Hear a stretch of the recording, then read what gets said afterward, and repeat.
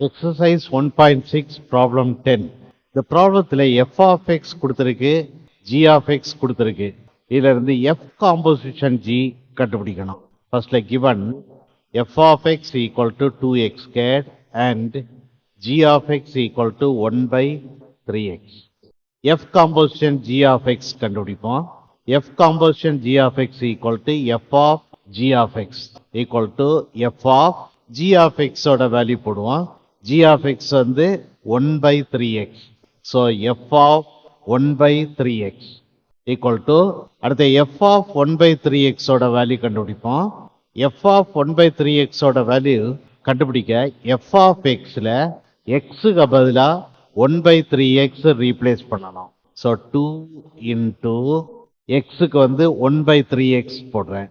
1 by 3x whole square equal to 2 into 1 by 9x squared.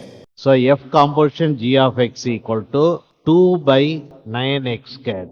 Answer C.